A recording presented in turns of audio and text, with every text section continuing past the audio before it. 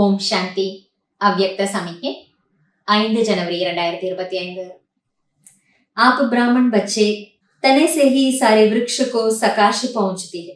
பிராமண குழந்தைகள் நீங்கள் மரத்தினுடைய தண்டு பாகத்தில், அதாவது அடிபாகத்தில், வேர் பாகத்தில் இருக்கின்றீர்கள்.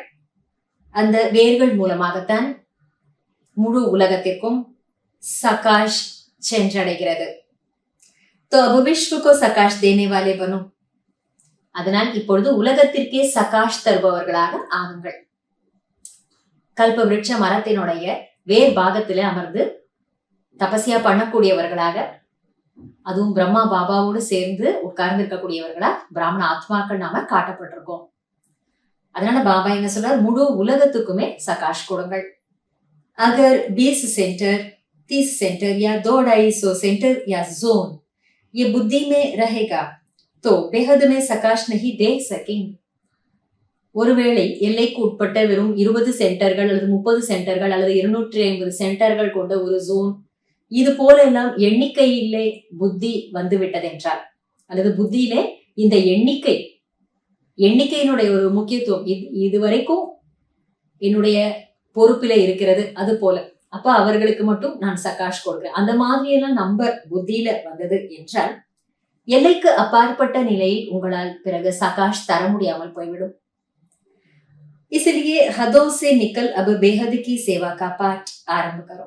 அதனால் எல்லைகளிலிருந்து விலகி இப்போது எல்லைக்கு அப்பாற்பட்ட சேவையினுடைய பாகத்தை தொடங்குங்கள். எல்லைக்குட்பட்ட இத்தனை கீதா பாடசாலைகள், இத்தனை சென்டர்கள், இந்த இடங்கள் மட்டும் நம்முடைய பொறுப்புல அல்லது கவனத்துல இருக்கு.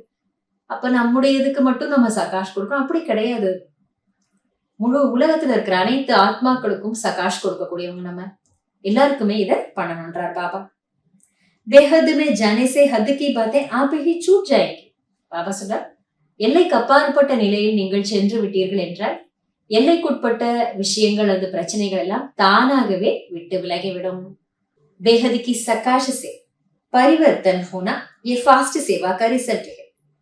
எல்லைக்கு அப்பாற்பட்ட சகாஷ் கொடுப்பதன் மூலம் மாற்றத்தை அடைவது என்பது வேகமாக செய்கின்ற சேவைக்கான ரிசல்ட் ஆகும்.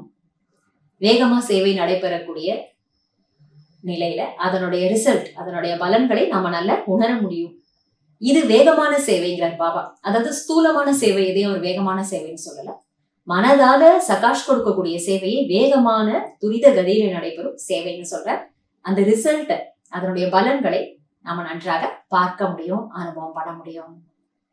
நன்றி பாபா. ஓம் சாந்தி.